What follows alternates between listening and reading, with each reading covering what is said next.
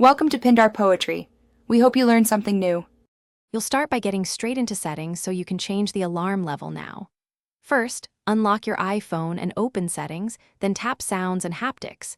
This is where system audio lives.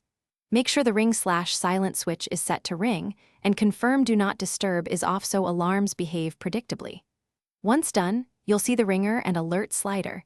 That's the primary control you'll use to set alarm loudness, so don't skip that step. Now you'll fine-tune how loud alarms actually ring. Move the ringer and alert slider left or right to set a baseline volume. This modifies alarm output directly. If you want hardware buttons to change alarms, enable Change with Buttons. Otherwise, the keys affect media only. Next, open the clock app, edit an alarm, and choose sound so you can preview the tone at your set volume. This lets you hear the result and adjust further without guessing. Finish by testing an alarm to confirm the level matches what you expect. Set a 1-minute test alarm and listen. If it's too quiet, repeat the slider adjustment or switch to a louder tone. If alarms remain inconsistent, restart the iPhone.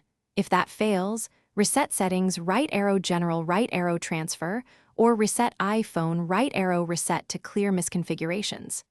If sound still seems wrong, check accessibility audio options and ensure Bluetooth isn't routing audio to another device. That's a common culprit. Thanks for watching. Consider subscribing if we helped you.